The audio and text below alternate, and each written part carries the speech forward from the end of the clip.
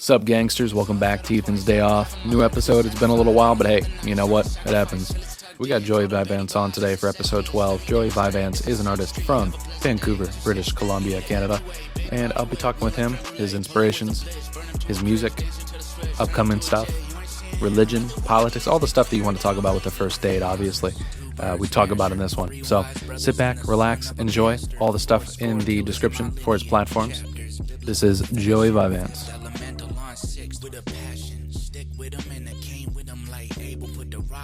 I'm in the parents' garage, so Yeah. yeah. It was a business before it was a hair salon in here first, and then it was like a resale store thing. Yeah. Cool. Very cool. Now it's where I mooch. That where you mooch? Yeah. Cool. All right. Well, I guess we can just start it from here then. Got it. Joe Sure. Rogan style, just intro, just talking about stuff and then going in. Yeah, I like that. Yeah. Welcome back, everybody, to Ethan's Day Off. This is episode 12. It's been 6 months. I look like I fell off the face of the earth with podcasting, but because every other man has a podcast, nobody really cares at the end of the day. So today we're with the one and only Joey Vyvanse here. Met him when I was talking with my friend Garrett, and actually brought you up as one of a potential feature for one of his songs. And then I started looking into it, and I'm like, holy crap, this guy's pretty good at what he does, so I got to get him on here. Thanks, man. I appreciate that. Yeah. That's awesome. Yep, yeah. So British Columbia, out in Canada. I saw the CA next to your Instagram caption. I'm like, oh, this guy's from California. And me being a dumbass American did not put two and two together that there's other places outside of the U.S. So, Right. what is Canada like? I've never been outside of the country. I don't know what it's like. Can you give a description? Man, it's cold. It's tough. It's tough out here. I can't lie. It's there's polar bears everywhere, and you're lucky to get part of the rations in a week. You know. No, it's fine. We're like you guys. We're just, I don't know, not as complicated. Yeah. I think. You know, where are you from in the U.S.? Ohio. Yeah, so it's probably really similar. Yeah, I think we're close. It's right next to where Toronto is. Toronto is about 5 hours out from me. Okay, word, yeah. I wanted to take Toronto because I think that's next to Niagara, if I'm not wrong, or closer to Niagara. It's, yeah. I never realized that the Niagara Falls are kind of Canadian, but not. Are they? I don't even know. I still don't know.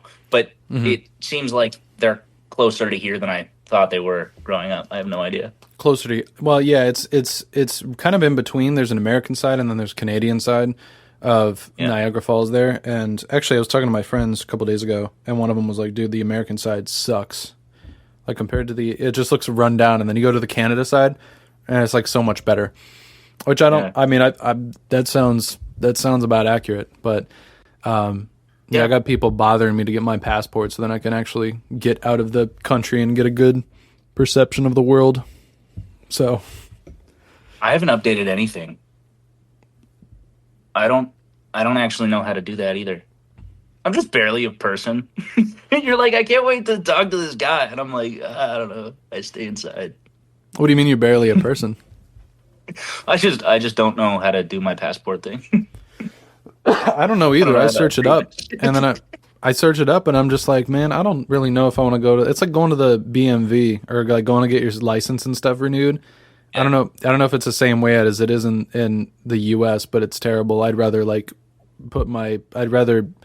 I'd rather sell a testicle than go into one of those places. Yeah. It's fair. Yeah.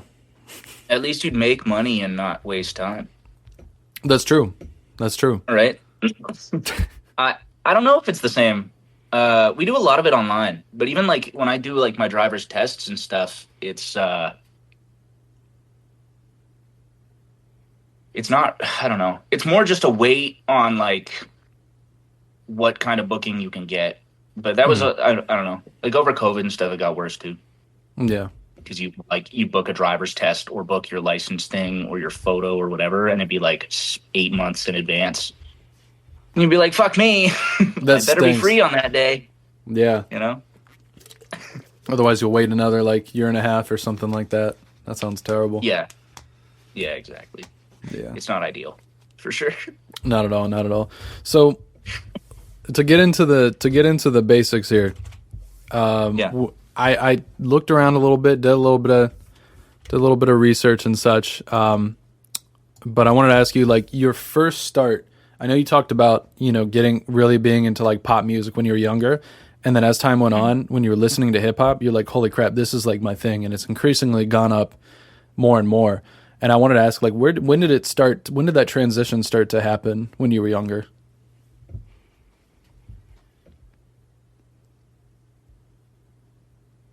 I I got two older brothers and an older sister. I'm the baby. Hmm. Let's go. And that's what the baby says. Um, hey. um, I have two older brothers and an older sister, and growing up, I was always a pop kid. And then when I hit high school, my brother, that's just above me, the gap's like 7 years, 5 years or something. He downloaded a bunch of rap music on his phone, and we shared an iTunes account. Mm. And I just like, that was the start of a lot of it. Like, that was the catalyst for at least just me listening to hip hop and being able to appreciate it. That's why, like, when I look back at what I like really, really love to listen to, or what I'd love to make, it's a lot of like blog era stuff from like 20, I guess like 2011 to like 2014. Yeah, I shared an iTunes with them, and that's when I started to listen to rap stuff. And then I think grade 8 or 9, my brother showed me a video of this kid rapping at like 16, and then I found him rapping at like 13 and 12 on like some radio shows. And it's just like this little white dude from, I think, New York. His name's Chris Miles. Hmm. And I was like, oh, maybe I could do that.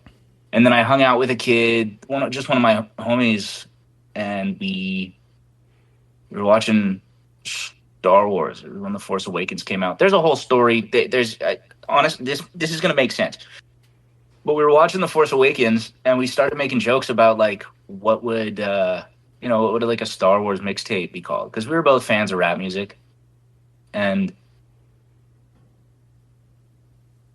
we wrote like a fake track list. And then that day I went home, or the next day I went home, and I wrote like a funny little Star Wars verse, and I showed it to him, and he was like, "Yo, that's kind of hard." And I was like, "Word." And then he started doing like music production stuff, and he's still doing it now. We haven't collabed or anything for a couple years, but every time he like does a set, he's doing like DJ stuff now, and he makes like jungle. It's so hard. Oh, the jungle, like drum and bass. Yeah, he does like drum and bass stuff. Can I just keep name dropping people? Yeah, if you want to, yeah. Yeah, K Such is his name on socials. He's, yeah, I don't know. He's fantastic. But that's kind of how it started. And then the first few things that I rapped on were like beats that he made on his phone, and then in FL, and now it's all I think about all the time. Yeah, that's fair. So, your last name, we talked about it too, and I wanted to bring it up because it was one of the first questions that I asked you. Vyvanse being the last one of your stage name. Yeah. Could you talk about the story as to how, like, because that's your stage name, it's not your real name, but I didn't know what Vyvanse was. Like, I typed in this guy's name on Instagram, and then it came up that I shouldn't be buying drugs, and I was really confused. That's right. Yeah. So can you talk about why that's your stage name? Yeah, that was a bit of an oversight, if I'm honest. I didn't know that it would do that when you looked up my name until think you sent it, and I was like, oh no. Yeah, for people listening, it's a disclaimer that's like, warning, you should not be buying drugs off of the internet. I was like, what? I'm not doing that. I got a clean Yeah. record. I've littered like And I was 2 like, times in my life. I'm like, what's going on? like, no wonder people think I'm a bad kid. You know what I mean? Like, um, or like when people make fun of it on like Insta or whatever. I'll get the occasional comment, people being like, "Oh, it's like a little Xan thing." I'm like, "Fuck, no, it's not," because I'm, but in concept, it's something else. But when you just read it, if you know what Vyvanse is, it like sounds like I'm like another, I don't know, another one of that era. But yeah, I got the name came from my mom because I take Vyvanse. My ADD is the worst thing in the world. You could probably tell right now as my meds like wean off at the end of the day. But my yeah, I left the stove on, had a shower. I've been looking for a new name back in high school anyway. You Like left the stove on? Like you said there was a pot of like water or something like that? Yeah, I was boiling water and it boiled. It like boiled until I don't know what the word is. Not boiled over, but there was no water in it in the end. All of it evaporated. And my mom, yeah, So it was a pot of whole boiling water, pretty much. Like it was filled to the. How big of a pot are we talking? I mean, I went to make some KD. Whatever. You guys have KD down there? What's KD? Whoa. Kraft dinner? Mac and cheese? Mac and cheese. Kraft. Yeah, we don't call it KD though.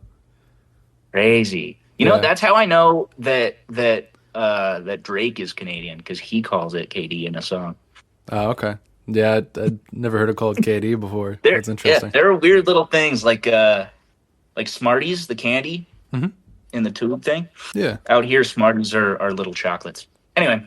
That's funny. So you had a pot of boiling water for had a pot of boiling water. Mac and cheese. That's a decent amount of water. That took you were gone for like an hour and a half, 2 hours. Well, at least a solid hour. Yeah. Because that's a lot of water to start boiling and all of it go away. And to be fair, I was in high school. I was single at the time. It was probably a long shower. What can I say, dude? You know? Yeah. Yeah. But I came out and my mom was holding the pot. She's like, what the fuck? Can I curse? Yeah, you can. It's fine. She was like, what the fuck's going on? And I was like, I don't know. She was like, okay, Joey Vyvanse. And I was like, I literally said, I was like, that's my new name, I think. Mm-hmm. She was like, really? And I was like, yeah. I guess that begs the question. So since then, it's been history. Yeah. Yeah. And I like it too, because it means, it means something. The name that I had prior, I don't even want to say, because there's still music on that account. It's just not good, and it got like overtaken by someone else. I don't know, it's crazy. But the Joey Vyvanse, because it comes from my mom, it means more to me. And I'm also just like, I try to posture when I talk to people, like other people in rap music and whatever, no matter what level they're at. Like if we're like, if we have the same amount of fucking monthly listeners or whatever, I'll still try to be like, hey bro, like, what up, dog? And then I'm just, but like eventually at a certain point it comes out that I'm just like a big goofy fucking idiot. And I feel like that's what the name means to me.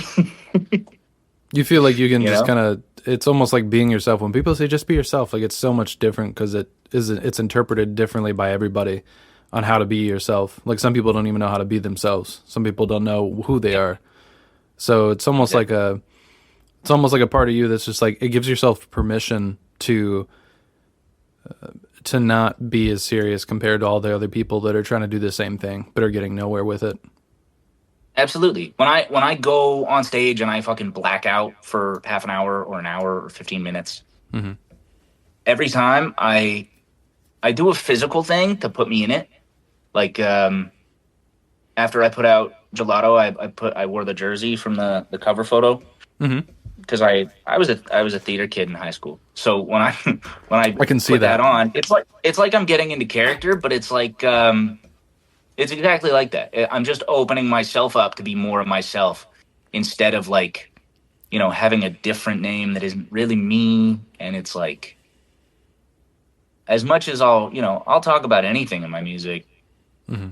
but also like on a personal level, I like to be open, if that makes sense. Yeah, no, I get it. When you said I was a theater kid, I said I can see that, and I felt that like that was a little Yeah, mean. I heard you, Ethan. Dude, I'm sorry. I said it, and I'm like, Ethan, those are inside thoughts. Don't say that. No, no, that's great. It's true. I wear it on my sleeve. I really do. There's no hiding that. I'm a big, yeah, like I fucking love film and theater. There's no secret there. Hmm. If I hadn't pursued music in high school and been so like in love with it, I probably would have pursued acting or film at some point. Yeah. My main question with having the last name, I mean, some people could maybe make some devil's advocate and say, well, if you make that part of your last name similar to like Lil Xan, he got off of it, and it wasn't as he wasn't as reliant on it compared to now, kind of a much Yeah. different person. So when you have that identity that's tied to you, then there is this perception of who you are that that actually isn't you. And maybe Right. also internally too, like these things that people take in order to help them. They aren't. Some people can make that their whole identity, and I guess the name that you've kind of made here and like the background behind it. Some people could say that there is that sort of blurred line between what medication does for people and what people are like internally without any added accessories, I guess, for lack of better. Yeah. I think like I don't know, I'll never promote it, but anyone that takes ADD meds and likes it, generally like there's like a weird connection there that you make with people, even just people who have ADD or a lot of different disorders. Like there's a weird like I don't know if kinship's the right word, but maybe it becomes this collective thing, and I don't always want to be tied to that. But I also think that like it's close enough to a last name Mm-hmm. that either way I kind of get away with it. Like I've had people just think that Vyvanse was my last name, and then they read Rogal and they're like, "What the fuck is that?" And their friends who are my friends who've told me the story will be like, "Oh, well, like that's not his real last name." And I'm like, "Word, Yeah. that's cool." Because if that works, then like fucking people who have ADD or people who take the medication can be like, "Oh, that's kind of fine." And then people who don't just think that I'm another guy who makes, music. Mm-hmm. If that makes sense. Yeah, no, I get it. Yeah, I mean, I have other people that music wise that have kind of the same thing. Like, there's a differentiation between the two, and it's healthy to have that. Yeah. So I can definitely see it. When you say you black out during your shows, Yeah. I also wanted to talk about that too, because some of the photos and some of the videos that you took from the one show post Gelato, I think that would have been in August, looked crazy, looked insane. Can you talk a little bit more about when you get on stage, when you black out, what's the flow state at that point? How would you describe it? Well, Especially for a crowd that big. For a crowd that big, I mean that's also going to be nerve-wracking for a person that for anybody in general. So I want to ask, like, what does that look like for you? What does that flow state look like? How would you describe it? It's terrifying, but it's you weren't a theater kid, were you? No, I was not. Fair enough. I took band and did French horn for like 3 weeks, and then I quit. Yeah, weird.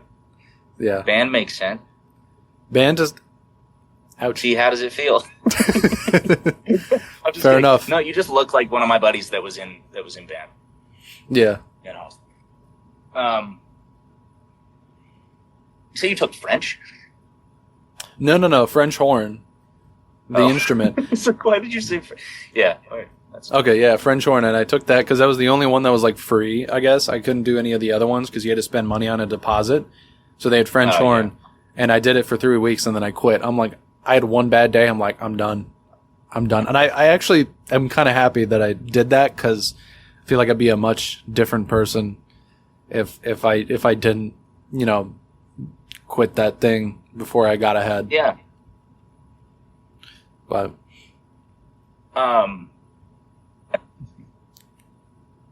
so what's the you said you're terrified when you get on stage. Yeah, so I was gonna say, like, when I was in theater, it's a similar feeling where you're you're up there and you have to know your lines and everyone's looking at you. But the biggest difference, and in a lot of ways what makes it more fun, when I say, like, I black out, it's like all the anxiety that goes into it before the show, like leading up to it, is just terrible for me. And maybe it's not the same for everyone who performs, but I'm just sick to my stomach for like weeks. And then the second that I get up there, it's kind of like, that was the Uller show. That was at the bar in town. It's like our one bar that does live stuff. And they hadn't done a rap show since like Swollen Members, which is like Mad Child and a bunch of other dudes from Vancouver. I might just be saying nonsense to you right now, but they're fairly underground, but still like pretty big Canadian rappers. And that was the last show, which was like 12, 15 years ago or something ridiculous. Really? So I go up there with an hour and I'm so anxious. You have an hour set? Yeah. Dude. Yeah. No opener, just me and a crowd of people. So you were the only person that was there, or was it a lineup? Yeah, no, it was just my show. Wow. Yeah. So no wonder you have all that time that leads up where you're anxious. Yeah. And it was the first time that I had done anything like that, actually. I did one show back when we had a second pub in town, but I had like a 15-minute set, maybe. Yeah. And then I had done 2 shows out in Sundre, Alberta with some friends that we do it yearly, or annually, sorry. But, this was the first one in my hometown that I had ever done. And that anxiety and that panic, the second that, like, the first song ends, it's there, but it's gone. It's like I have a dark passenger, like Dexter. Like, I'm just like, there's something inside that kind of creeps out where it's like I said, I'll try and posture when I talk to other people who are in rap music, and then it just kind of falls away at a certain point. Like, I always want to open the show like hard, and then after the first song, I'm like, "What's up, guys?" And I'm like being like coy and fucking like kicking my leg up and snapping because I think it's funny, and like I just say whatever comes to mind, and it seems to work. Like, people seem to like it, which is really cool. But it is terrifying still. Yeah, I mean, that was how many people that were at that crowd? That looked like a solid 100 people or so, if I remember correctly from like the photos and such. We actually hit capacity in the bar, so there were around 260 people there. That's crazy. It might have been 270. One of the bouncers said it was close to 300. I don't even know. But how did that make you? Crazy. Did somebody say this before your show started? I think just after. My guest list was like 100 people. Like, the people that I was like, I need to confirm, or maybe it was like 50. or something. Or I don't know. I guess 50 and 100 is a pretty big gap, but I had like a big sheet of paper where I was like writing people's names down to make sure they could get into the show. And yeah, by far we exceeded that, which was crazy. Man, we had a beach ball in there. I brought a giant beach ball thinking like it would be like a cool, fun thing for the crowd to do. And I pushed it out and people just start punching it back at me and at each other. And I'm like trying to do this song and it's just like people just hitting you like, in the head with a beach ball. Stop and laugh. Yeah. At one point someone hit it at me and I punched it back and it hit a girl in the face in the front row. And everyone was like, oh, ho, ho, ho, ho. And I just laughed and kept going, and it worked out. But that was one of those things that, like, when I say I black out, like, after the fact, they were like one of my buddies was like, dude, you hit that girl in the face. And I was like, that's awesome. He was like, yeah. I was like, was it funny, though? He was like, yeah, everyone loved it. And I was like, was she okay? He was like, yeah. I was like, okay. Joey Vyvanse, more like Joey Violence.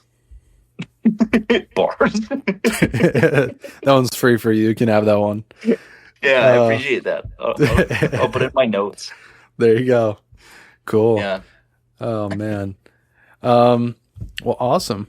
Let me see what else we got. Oh, I want to ask you because I went through some of the photos as well that you have on the page, and I wanted to bring one of them up to you. Send it in the chat. It's just like a picture of me naked.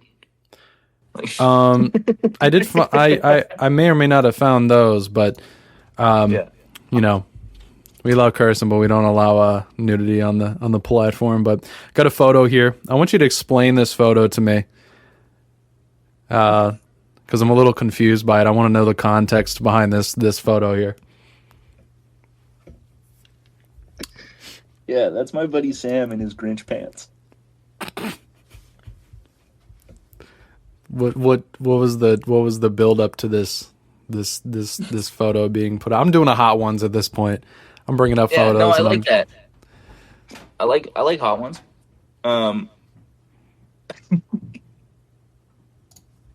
I never get pictures taken of me. That's why I barely post pictures of myself like being like dope.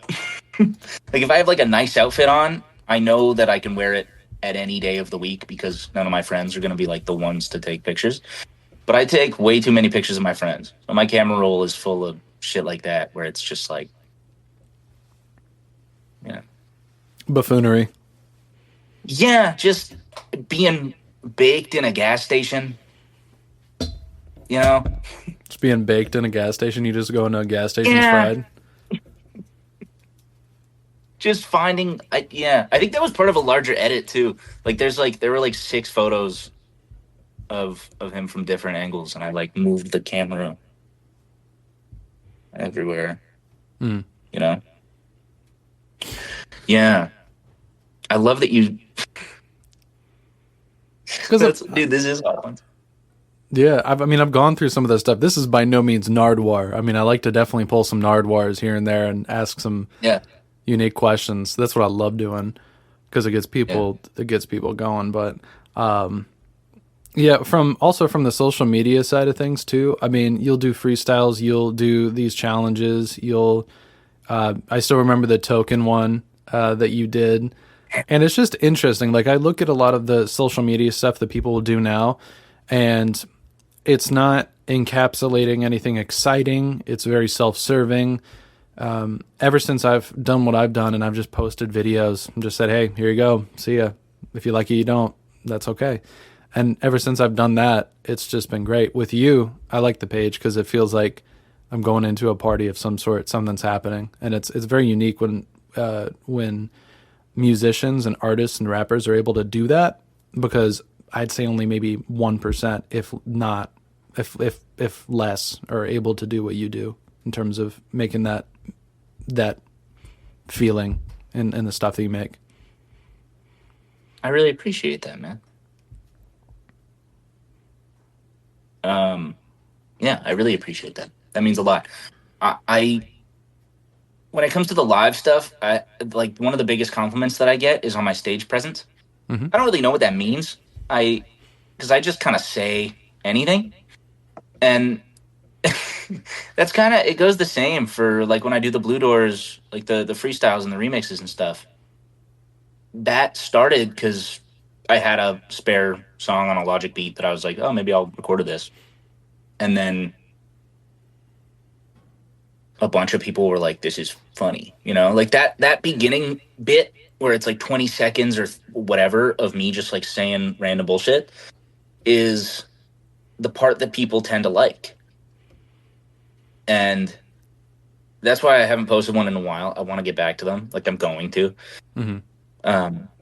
because I was looking at like the view. I don't know if it's like audience, is it retention? I don't know. Attention? Fuck. Engagement. But like, yeah, like the engagement just like drops after a certain amount of time. So I've started like, making the point from like the start of the video to the point where I start rapping. Like I've made that a lot tighter, but it does take away from some of the personality of the video. Right. And yeah. And like one of the biggest things that I love about just the internet is, sorry, I dropped my vape. One of the biggest things that I like about the internet is being able to express yourself. I used to want to be like a content creator when I was younger. I grew up on YouTube, like it raised me. So anytime that I get the chance to just like make people laugh, I'll do that, even if it's over like the music stuff a lot of the time, or if it undercuts it or whatever, because like I'm rapping something serious, but like I'm fucking, like deep throating the microphone. Like I'm like, I don't care because it's funny. It is. Yeah, it's cool when you do that. It's good when, I don't know why I'm trying to say, oh yeah, it's great when people deep throat the mic. I don't know why my brain decides to say these things. It brings nothing to the table. Just, yeah. No, not doing it. You're right though. Exactly. I don't know. I think it opens people up to not the idea of deep throating a microphone, but just like, at least from my experience, like not even from the outside in, but from the inside out, like watching people react to the things that I say and do a lot of the time, even just in my friendships, in my, at work. I'm a barber. I cut hair. So half the time I can't be the funny dude because I have half an hour to make someone like me. So sometimes I'll get like a gem where I can say a couple jokes in a row. I can get them laughing.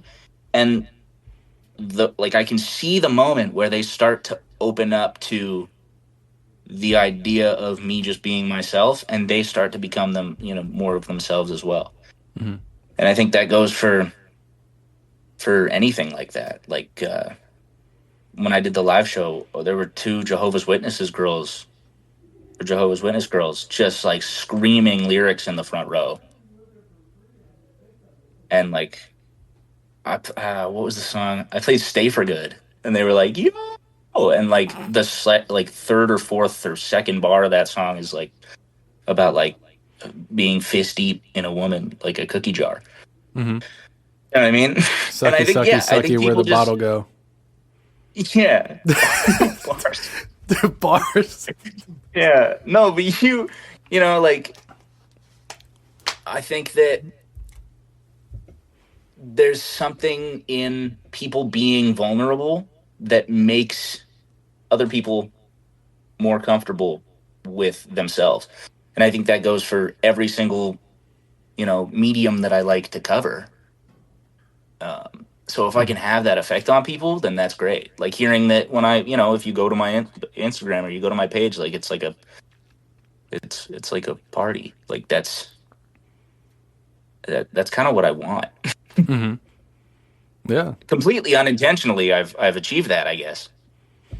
But well, I just see like when I went to the TikTok too, and it was just your friends doing whatever, but it just encapsulated the personality, and I didn't see as much of a fabrication that a lot of people decide to make. Like a lot of people make fabrications of themselves, and then they'll upload, and then they'll wonder as to why they're only getting 10 likes and no engagement and they're trying to become this thing that they aren't.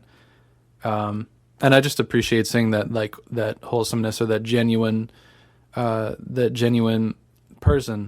on the internet, when it's really not seen as much anymore compared to like 10, 15 years ago, before the internet became really commercialized and everybody was on it, including their grandmothers and their dogs, literally. Absolutely. Yeah. Well, Yeah.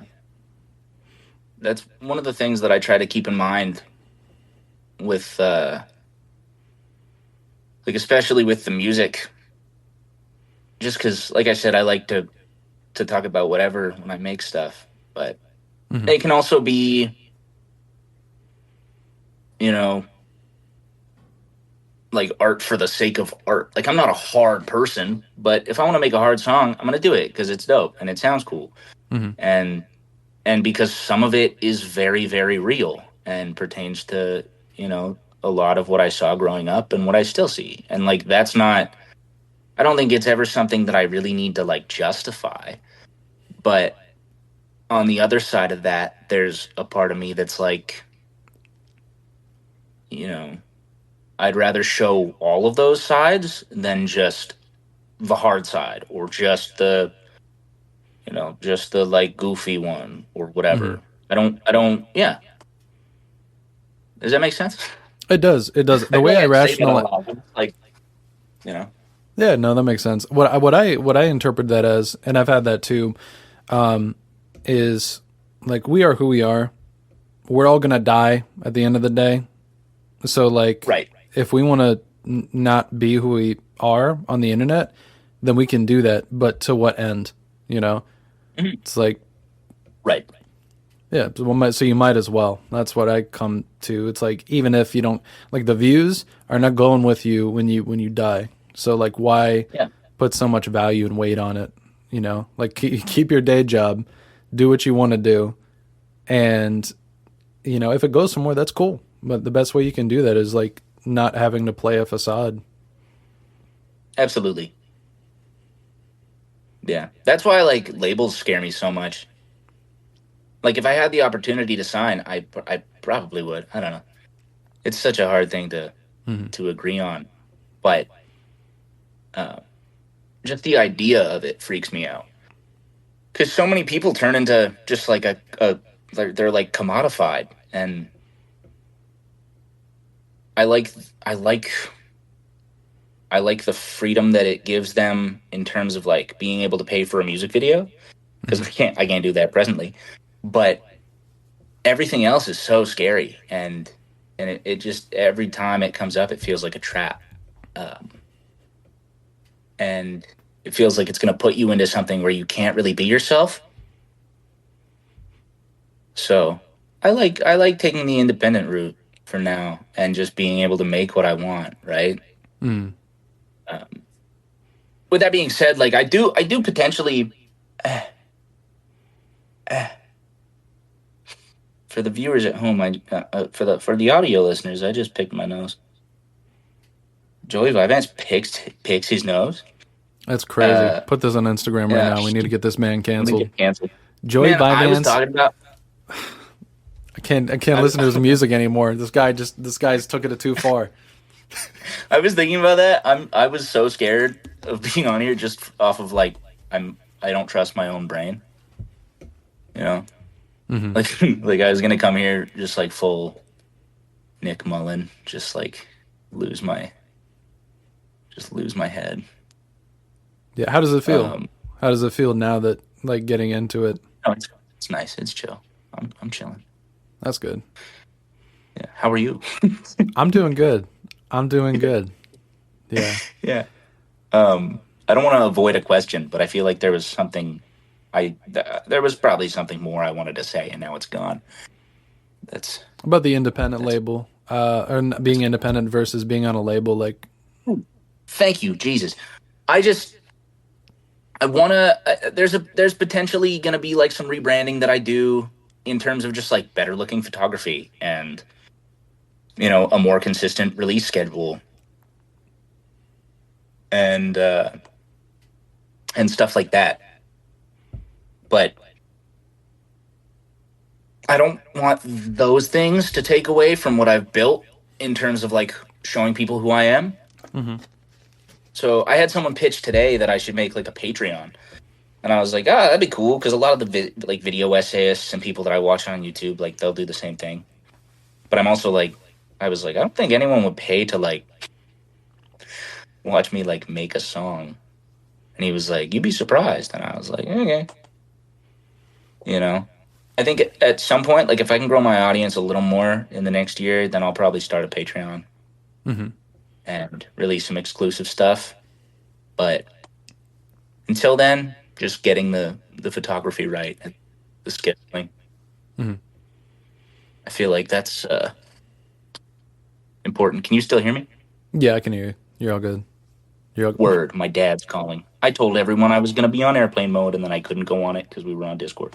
Did you just have a thumbs down emoji come up on your head? There was just like a thumbs down emoji that just came up. Oh, maybe I probably did this or something, and it... Fucking Apple, dude. I don't understand. What are they doing over there? I don't need a fucking thumbs down on my shit. I don't need a little camera slide that turns my camera on every time I grab my phone. Oh my goodness. That's funny. That's funny. Yeah, no, you're all good. Yeah. In terms of with like the Patreon and everything, I have a blog. I also do like videos on my own as well. I do the podcast here. And one of the things about the blog is that you can be very intimate on there with a lot of people, and not like in terms of your thoughts and such. And I find it to be so much more rewarding. So even from a Patreon, I use Substack, for example. People will be watching this on Substack. It's rewarding because you can put an email list on and people will get your stuff through email. But I have like 50 people on there that I met before that genuinely, care about me in some regard. Yeah.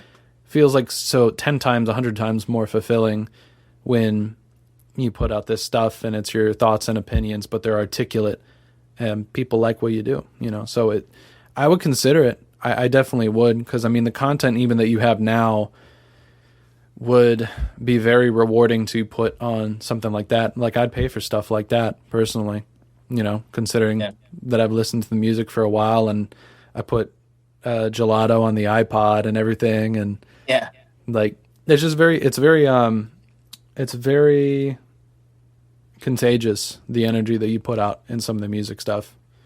So I'd double up on that too. 100%. Yeah. I have thought about it a lot. Well, I guess he just messaged me about it today, but I've been thinking about it today. I just think it'd be cool to build more of a brand for myself around the stuff that people, not just that people like, because that's such a weird thing, but like, the things that I like to do and share and say and that I think are funny. If I could build a brand around those things that I know people already like fuck with, which is like why I like doing the Blue Doors when I can do them, because that's like, if I go out after dropping a single, there's a chance someone will be like, heard the new song, man, it's dope. And I'm like, cool, thanks. Mm-hmm. But when I drop a Blue Door, I'll go to the bar and like 5 people are like, dude, the Blue Doors, man? And I'm like, yeah. Yeah. So what are the accents? I mean, you did kind of an impression of someone there, but I have this idea of what Canadians sound like in my head, particularly is it South Park? The Family Guy bit. Yeah. We're very like it's almost like Minnesotan. Like a Minnesota, like, oh, like, I don't know. That to me is like a hockey boy. Like like, fucking rights, bud. That whole thing. Do you say A at the end of every sentence? Not as much as people think, man. Really? Not as much as people think. Yeah. it's weird though, because there are still things that we do that like other people don't do. But I've this is kind of a tangent, but not really. I like stole my voice from a bunch of other things. I think like the ADD is like I'm not autistic, but like if I was, like if a doctor was like, "Hey, you are," I'd be like, "Oh, that kind of makes sense." But they That's a were all quote like, "You're right there not." from that's a No, quote right there I'm from just Joey Vyvanse. yeah. So, you know, I'm not But I'm not. So autistic, they but if were, if a doctor told me, then I'd be like, oh, okay. I'd be like, "Thank God." Fuck. Thank God. That explains a lot. Just No, but like you know, even if I just have ADD, but like I mask a lot and I take from a lot of things. And there's this thing that you know who John Bellion is? heard the name. He's like he's one of the reasons I started making music in the first place as well. Hmm. He's a fantastic pop writer, singer, producer. He's worked on a bunch of projects that hit like the top of the Billboard charts like in the past 5 years, like a shit ton. He just got freed from his label. Actually, he's a hero of mine, but he just got freed so he can make his own music now. Hmm. Um, but he released a series back in the day, and it was like the making of different songs from his album. And I think he was doing that like even from the beginning, like the first project he did. And they were just like mini documentaries. And he's from New York, and the way that he talks sometimes, I find that I do similar things, Hmm.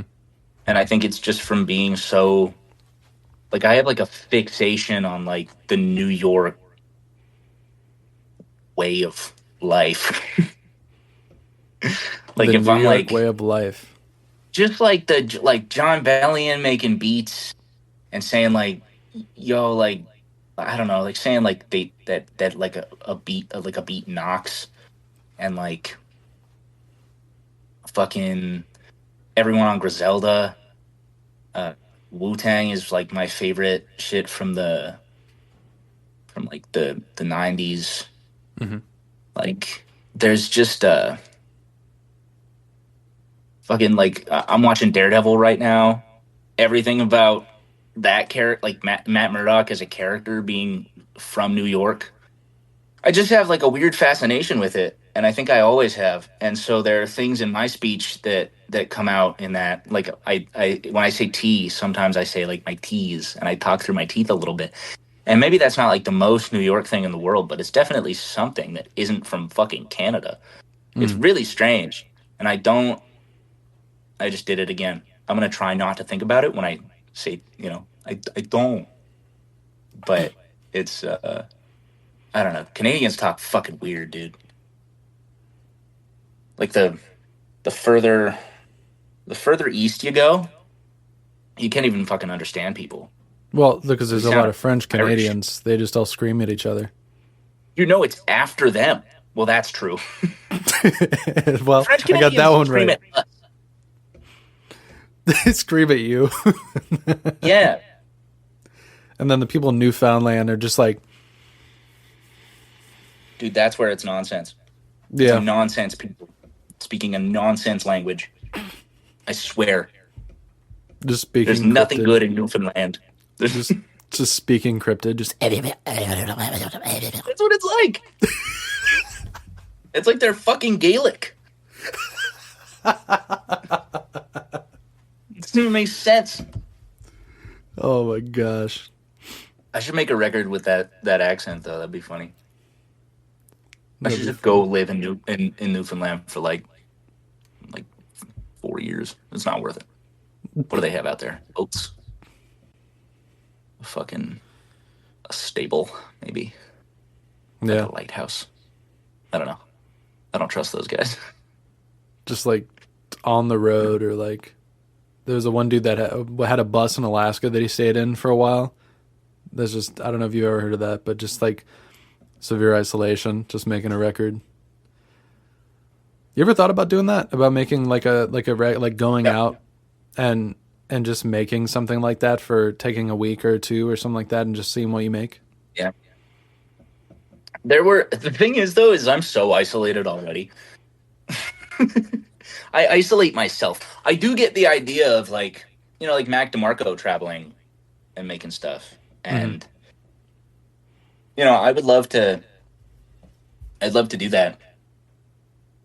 But I'm also just like, I'm not really a nature person anyway. I think I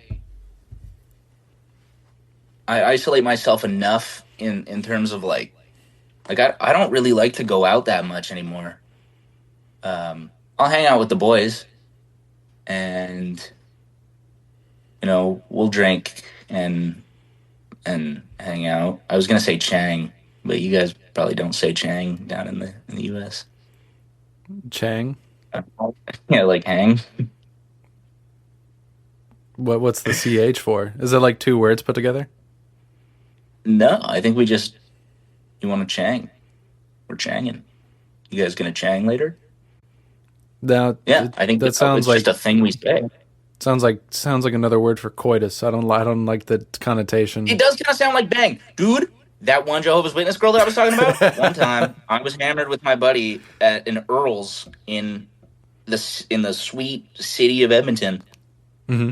It was happy hour. It was probably like fucking 9, 8. We're hammered eating dinner. I show him a picture of this girl that we were both working with at the time. He was like, dude, ask her if she wants to Chang. So I just texted her, want to Chang? And she was like, what does that mean? What is that? And I was too drunk to like respond to it fully and be like, no, it's not bang. So I just, I showed him again and he was like, tell her you're a broken man on a Halifax pier, which is from a fucking sea shanty. So that's what I said to her. We don't talk anymore. Dude, I was in Alaska and there was a group that was literally singing that exact song. Dude, That's it's crazy. a dope song. It's a dope song.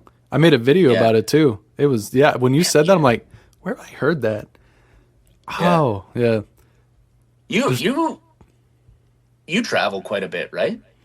I went to Alaska about a year ago from today. Yeah, so late March, Alaska. Then I left Alaska, went to Tennessee, which is southeast, and then I came back to Ohio here. I'm actually heading to Virginia here in about a week, so about 6 hours south from me where I'm at now.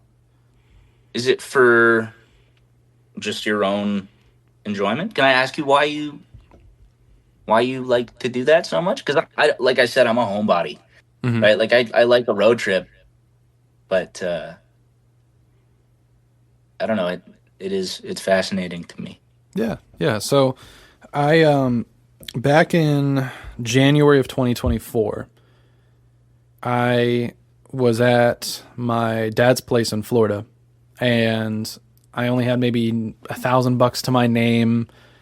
I didn't really know where I was going to go, and waking up late. I really didn't have for the past couple months, I was staying in one place. I wasn't going forward. I wasn't really going backward. If anything, I was going a little backward, just mentally. Okay. And he sat me down one day. He's like, dude, you got no hustle. Like, you want to make, I was actually trying to make, I was trying to make, yeah, it's brutal, but it's true. I was actually trying to make music work, but I was treating it as a hobby, but I wanted to make it a career or whatever. And he sat me down and was like, you got no hustle. Like, this is not going to work the way you're doing things. And at that point, I was like looking around. I was looking at a website called Coolworks, which has a map of all the places that you can apply to for seasonal work, where you can work. And then they also have like company housing. And when he said that to me, I'm like, screw it. I'm doing it. And I sat down, I applied for the job in Alaska, and I got accepted a couple days later. Wow. And I took it. And at that point, like where I'm at now, I'm at my mom's place at the moment. I'm in the basement. This place used to be, I have a futon next to me as well. This is where I'm kind of staying in between jobs.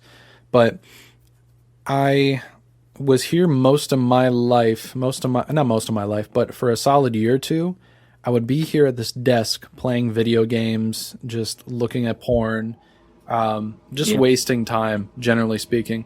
And I didn't know what life felt like because I never went to college, never went to university. So I never went out and got out of the nest.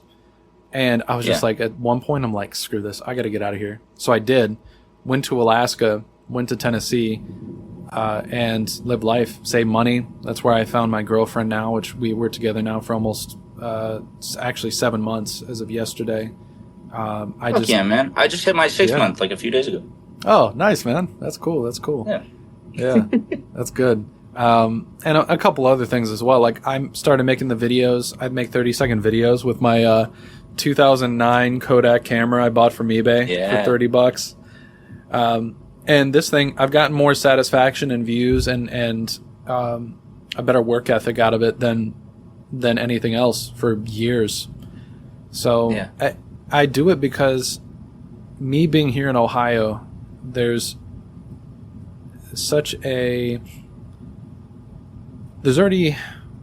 already comfortable here. And the last thing I need is comfort at this point in my life. I need self-discovery. I need conversations with people, which is why I start the podcast. Putting out intimate thoughts on things, which is where the blog comes in, that social media really can't really propagate, or really can't, you can't communicate all too well. And that's where I've gotten the most growth, man, is that going to Virginia, going to national parks, working there, and meeting new people and just seeing new life, I also see new things like in Juneau, where I was in Alaska.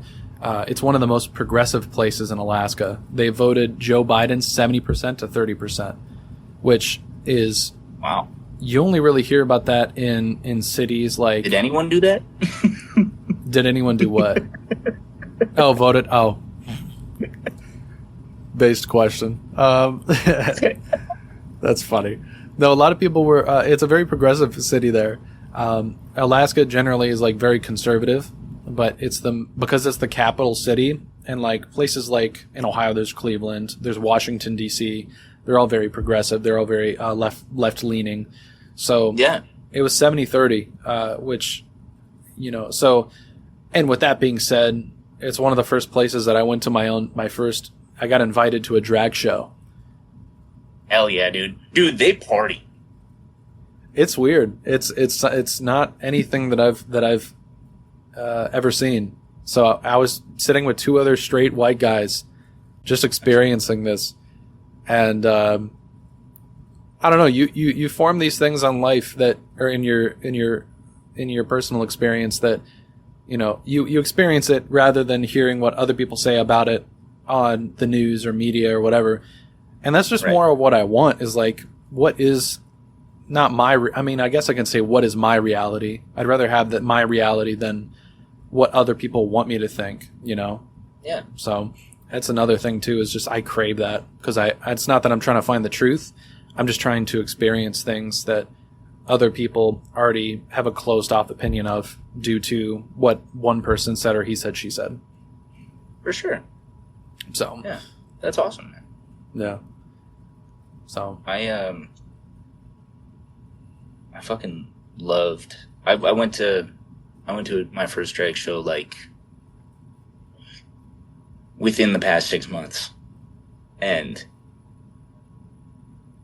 yeah, it really is just wild. But I also I grew up fucking both my friends were both my closest friends were gay. Mm-hmm. You know what I mean? So I'm there's no I don't know, I kind of knew what I was getting into, but then you go in and turns out you didn't know what you were getting into. You know what I mean? What do you mean by that? I feel like we both watched different movies. It's just Did you get a lap dance, Joey Vyvanse? No, I wish, dude. All I'm saying is I say they party, not, I know that fucking straight dudes do drag too, but I just mean queer communities, dude. They get it popping. Well, because they don't care. at that point they're gonna do what they want to do. That's the one thing that one of my do is fucking party. yeah, that's all they want to do. That's one of the things that one of my other friends said to me is like they've been ridiculed so much for what they wanted to do or their beliefs or like, but now it's just like they do not care. They're gonna if they're gonna do it, they're gonna go full send, and there's an appreciation to that because I mean it's out not out in the open, but it's just very transparent. They don't care. They're gonna do what they want to do. Yeah. So you went in. You went in. What's that? You went in, and what was the first thing that you saw? Where was this at? This show. It's in Cranbrook. It's like an hour and a half from my town, and it was at like a bowling alley place, but it's like a dope bowling alley. It's like a brewery too. Okay. And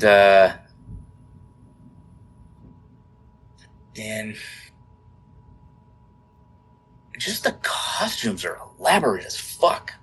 Yeah. You know, like it looks like a Gaga show. Like they're fucking people wearing meat dresses and shit. That's a good way to put it. Yeah, and there's so much work that goes into it, and like I as well as film, I've been into comics since I was a kid, and I go to the comic expo in Calgary, like 3 hours from me every year. Mm-hmm. And you know, it's like looking at cosplay. You know, I just have a deep appreciation for people who were willing to put that time and effort into those things, because I have never been able to put the time and energy into like cosplay stuff or making costumes like that. So when I see, you know, very elaborate dress, I'm impressed. Not very much of a visual artist either, so that's probably also why. And then just the performances are fantastic.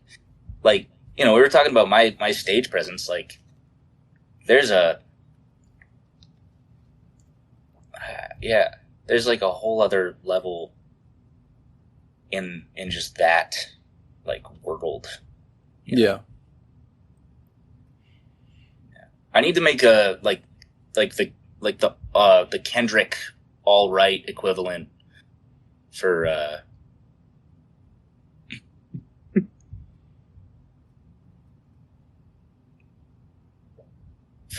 I was gonna say for the gay community, but Macklemore kind of did that already in like 2012, right?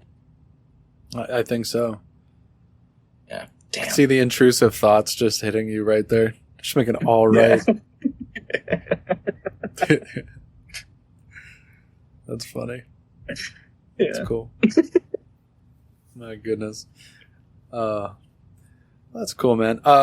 Well, I wanted to ask you, the Blue Door wise, are you? Yeah.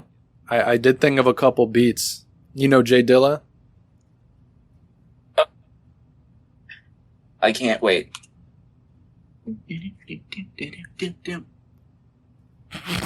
Can you see it? Well, I got 3 beats specifically from Jay Dilla Donuts that I want you to do. Yeah. Bet. Holy crap! Right behind him. That's insane. I'm like, okay, I want to see him do one of the Blue Door. I was gonna do a freestyle on here, but I didn't know if that was possible, technologically. But I wanted to send you like 3 of them that was my favorites and are kind of like different in their own way. And I wanted to see if you wanted to take one of them and do a Blue Door. They're like a minute each, you know this. But take a gander at those. I'd love to see a Blue Door with one of these, man. That's one of the ones that, like, because they're so unique. Like, Jay Dill is so unique. I put it on my iPod too, and like, I just listen to it on my drives going places. I'm like, this is refreshing. It's so good. Absolutely. Is Match the one that's like all fucked up? It's, well, that doesn't really narrow it down. That's fair. There's one. One of the songs, I don't want to sound like a fake fan. It's because I listen to it, like, all in one. Like, I put Donuts on if I'm going to, like, fucking not jerk off. I'm trying to say, like, if I'm, like, if I were to write something without, like, knowing what I'm going to write, write to, like if I don't have a beat picked out, but I don't want to just write without a beat playing, then I'll just play the entirety of Donuts, and I'll do that in the car too. Like I won't just play the vinyl. So I don't really know all the songs off rip, but I will absolutely do that. I could do all three of them. Yeah. You know? Yeah. Those three are, yeah, I like the three of those the most. They're just unique. Yeah. They're to see people tackle them or to like go on to them and write to them is awesome. I had one of my friends, we played the whole album and I could see slowly over time as he kept freestyling, it went down and his brain cells continue going down, and then he just like said the most hilarious stuff on the beats. It's so fun to do it, especially if like you're, you know, lyrically skilled, just to like try to keep going. Yeah, I have trouble freeing, man. I rely on written so much that like, just because there's I like being intricate with stuff, right? And I feel like I can't always do that freestyling. But there are times where like I've done it and I'm like, I was proud of that one, you know? But like generally I'm pretty shit. You ever seen that video of Kanye on Sway in the Morning? I don't believe so. There's a freestyle interview thing. Sway's like, yo, get on this beat. And then Kanye just goes like, yeah, like the whole time. And like I feel like that's what would happen to me, you know. But I wouldn't rant on Twitter. Yeah, that's good. It's a good differential. Yeah, no. But yeah, I would love to do that.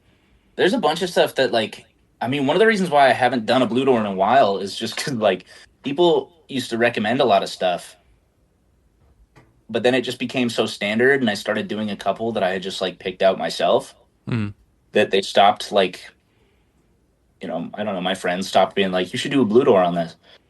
So it hit a point where I was like, what the fuck do I do now? You know? But might have lost him again. Hold up. you know what I really liked was that you posted that video of the camera. Am I losing him again, bro? Don't do this to me, Wi-Fi. I'm gonna die. On the topic of child here. endangerment, like I don't think there's anything wrong with having them work a few more hours. You know? Did you just come back into that, or could you hear me that whole time?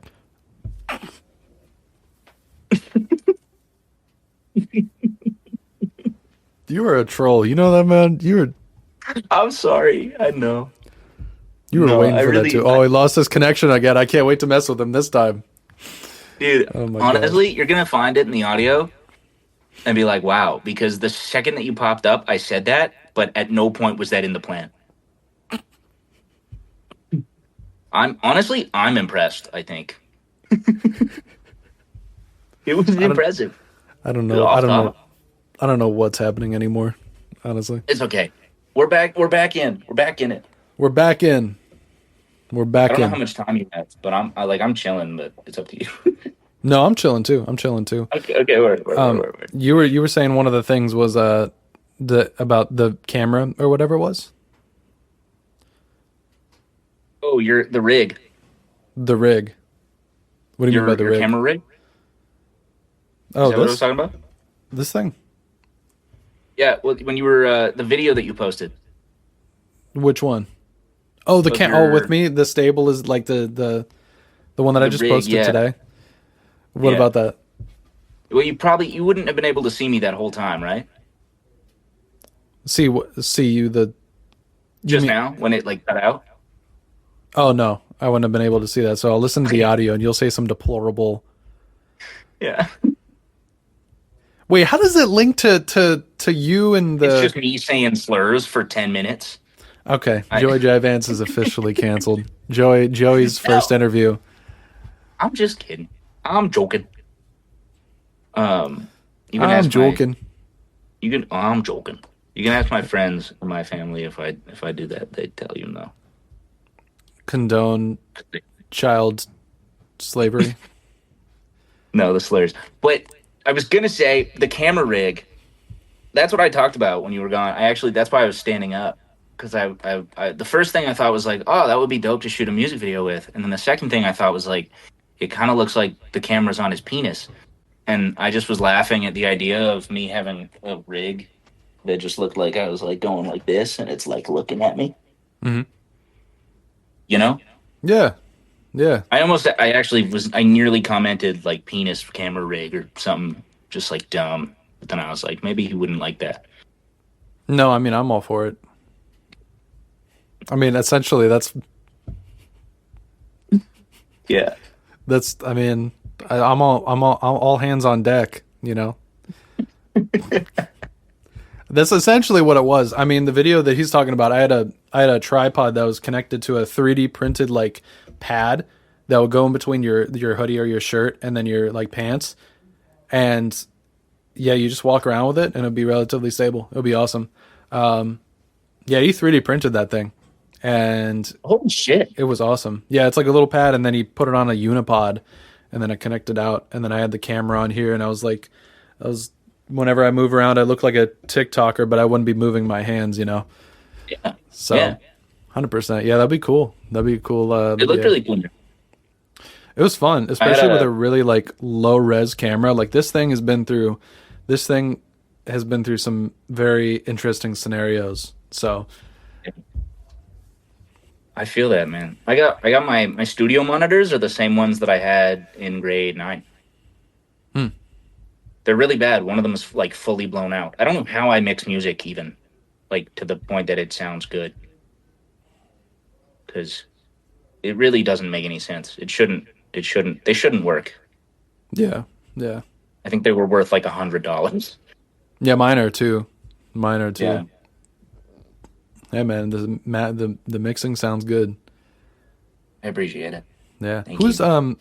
So I do want to talk about gelato a little bit. I know this is a little later into the recording now, but I did want to talk a little bit about that, about some of the stuff in there. Yeah. One is I listened to Stay for Good and actually listened to the lyrics a little more in depth. Yeah. What I hear is the first words like white trash arrogance, hate me because I'm Yeah. fair skinned, like, Yeah. and then like I don't even know how to describe it. It's just like a white dude that says slurs, and then he's white and she's not. Couldn't have said it worse. Like, Yeah. That's a very local reference. yeah, people were like, "What are you talking about, Ethan?" But I'm like, this is what he said in that song, and it was very interesting how you phrased it, and going to someone's Airbnb and showing them all the favorite words that he likes to the person that owns it likes to use. What is it? Can you talk about that? Because that was like crazy to me. There's a local kid. I cut his hair a couple months ago. He came in and we just talked about like how we were, but I don't know him very well. But I know him through people, and yeah, I just heard some things, Hmm. and from people that I trust very, very closely with what they tell me. And there was a black girl at the bar, and he called her the N-word, which is like, don't do that. Yeah, that's something you should not do. No, it's something you shouldn't do, and I'm laughing because There's humans in this world that exist that do that. that do that, yeah. Yeah. And we live in a small town, and it can be pretty redneck sometimes, and yeah, I don't know. He said it, and I guess she was just like, "Fuck you," Hmm. and he was like trying to be funny, I guess. Which it absolutely does not justify that at all. But I just mean like, it didn't turn into like a big thing at all. And I was just like told about it in passing, and I was like, "You fucking serious?" Yeah. I was like, how did he do that? And no one beat him up. Like, Hmm. I was like, what the fuck happened? And yeah, I just don't like him very much at all, and I don't think he gets a lot of respect locally either. So Hmm. I wrote that, and the couldn't have said it worse part of the line was just like it just made me laugh, and it rhymed, Hmm. and with whatever comes before it. So I was just like, funny because he's white and she wasn't. Like you could not have said that worse, Yeah. you know, because I think like in a small town like this, people are very picky and choosy with what they say around other people and what they allow to be said around them. And that was just one of those things where I was like, too many people let this slide for me not to talk about it, at least, you know. Mm. And Skoden, you said bored to death until somebody slips up. I use that a lot. I use that reference a lot. Really? That's awesome. Small town, small talk. Yeah. Yeah. Which is true. I mean, Yeah, I'm in a man. smaller place too, and like if somebody slips up around here, it's like, oh boy, can't wait to join in on the shit show that's about to happen. Exactly. Yeah. That's actually the third verse on Stay for Good is a reference to that as well. It's they're both pretty serious topics. Like that's a lot of people in my town. It's their favorite song that I've made because it's so local and poignant. Um, I don't even know if I can talk about the third verse and what it means, Hmm. like legally. Yeah, Um, that's all but right. yeah, just pieces of shit being pieces of shit, and you hear about it one way or the other.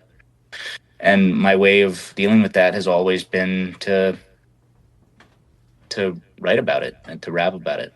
And yeah, Yeah, no, that's but I fair. appreciate that you reference it. Hmm. Yeah. That's a poll too. Hmm. That's not everyone's favorite song.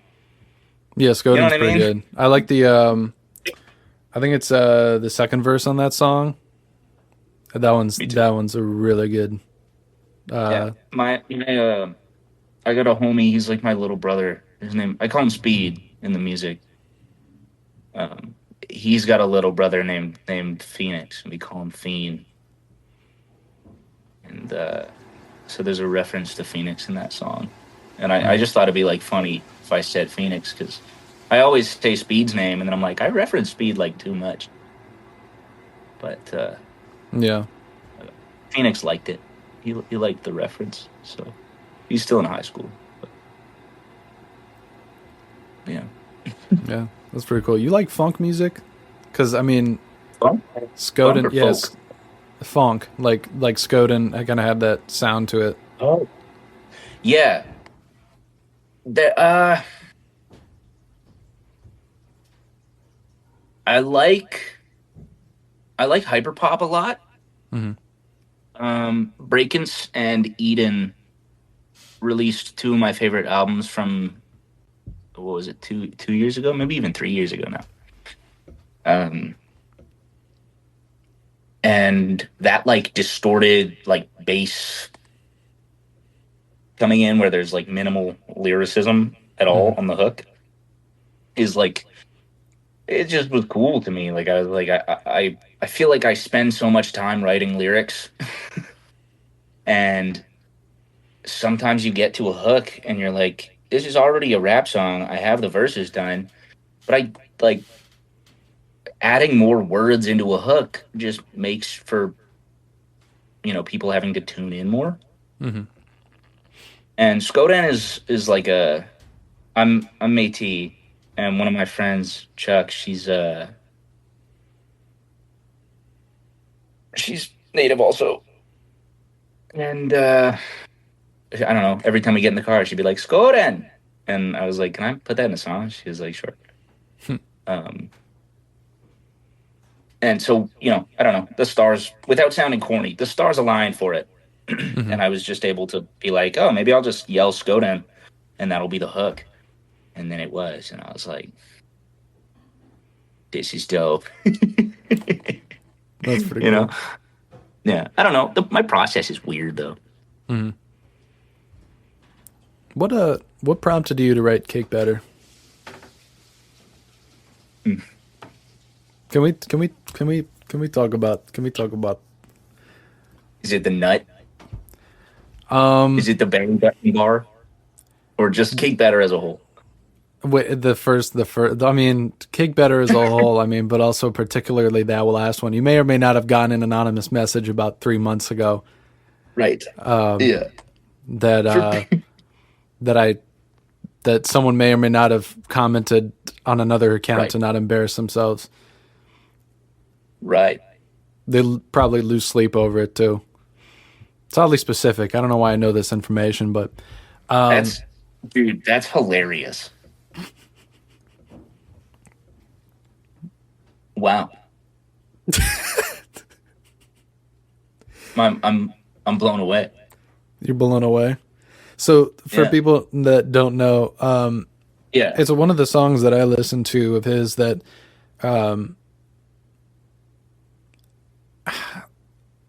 I think I'm a sex addict. Porn makes my shit weak, And and she's stressed at it. yeah, I'm a coke fiend. Drink case of cherry zero in less than a week. This is Yeah. this.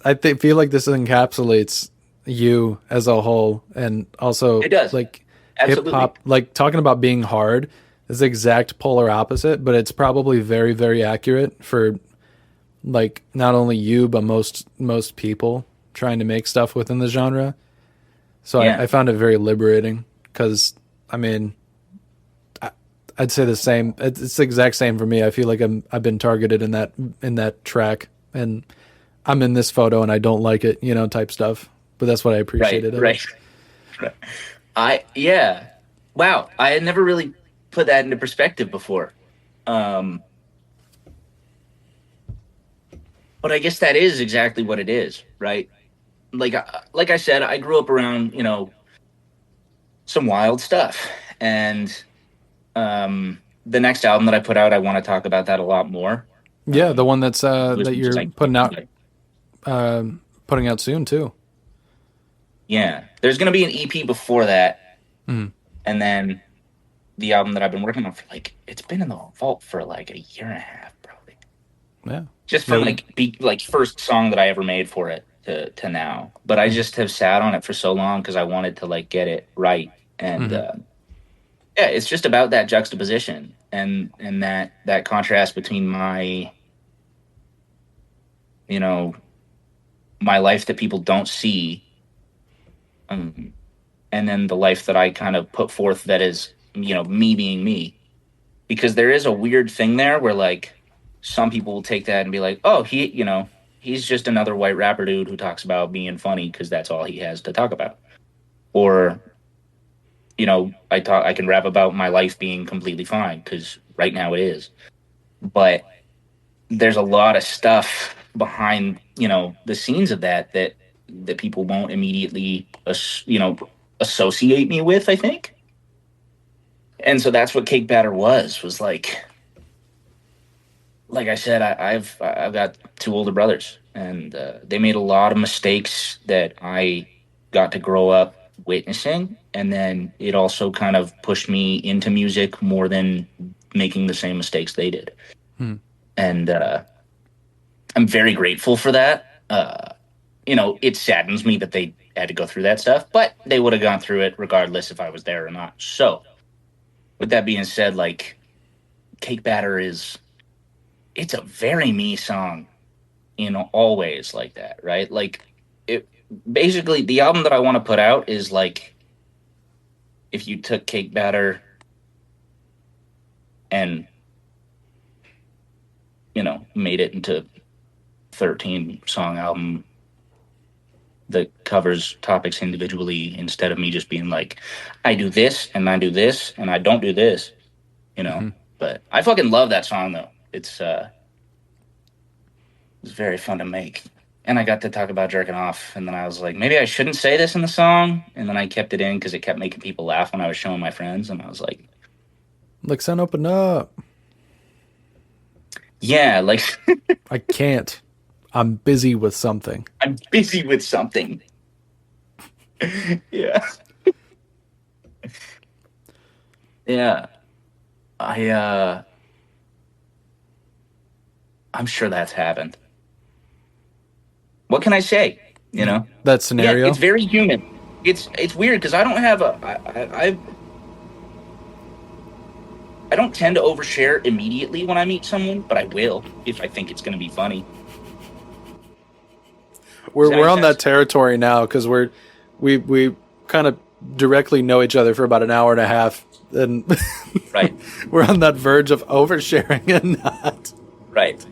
But I just mean like I'm the first person to get to like a party or something, and if I walk in the door and people are like, "Yo," I'd be like, "Yo, sorry I'm late. Shit my pants, had to change." You know what I mean? Mm-hmm. Because It's very for one, it's disarming. like, yeah, it's very disarming for Very people, and that's disarming. I've been told that as well. And yeah, not the first time that someone has said that about the things that I say and the way that I am, which is nice. It's Mm-hmm. and I mean, I say these things like I'm talking about myself a lot, and I know that's sort of the point of like an interview format. But I will say, like, you know, I have very, I have very low self-esteem. I like I'm just not.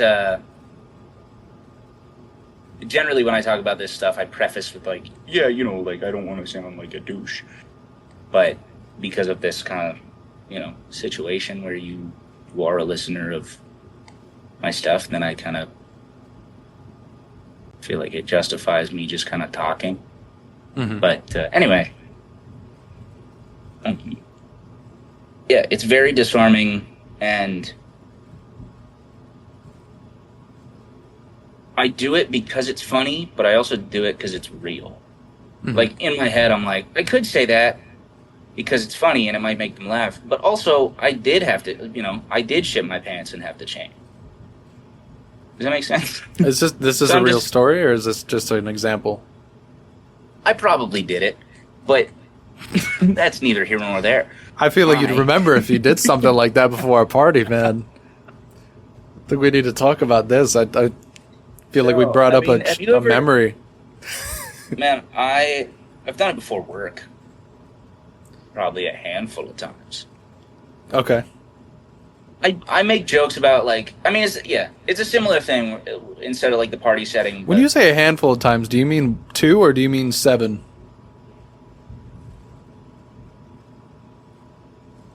Don't answer that question. I don't. Okay. I wanted to say 5, but I feel like it's close. I know that it's closer to 7 than 2, and that makes me uneasy. But so you didn't take precautions the first 4 times. no. It's like, oh man, that was terrible, but it's not terrible enough. Sometimes it just strikes, dude. You just have because you said you cut hair, right? You're a barber. Yeah. You just have clients that come in like, they're coming in 15 minutes after I clock in.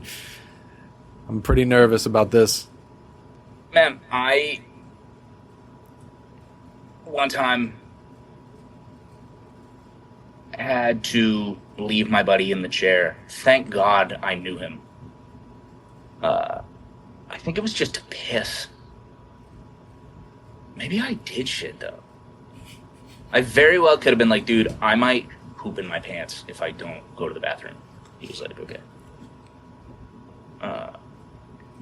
Is this hard-hitting journalism? Is this what you want to hear from me? Ethan's day off. Doing great here. Episode 12, the debut, back on 2025. We talk about Joey Vyvanse's incontinence. It's going great. I can't wait to make this into an Instagram reel and send it to you and make you post it.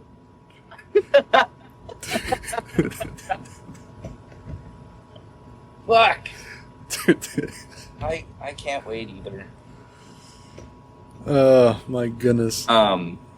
But So yeah, that was one I time. We got to talk about the other 4 times. No, I'm kidding. We don't got to do so that. well. I was gonna say there was one time that I had a bottle of Pure Leaf iced tea, drank the iced tea, peed in the bottle, left the bottle on my counter, didn't think about it. Two friends came over. We were having a conversation, and then without thinking, I picked up the bottle of Pure Leaf iced tea. It was green tea, but it was my piss. I opened it. It hit my mouth, and then I realized, this is piss. So I spit it all back in the bottle. Didn't swallow it. Are you following?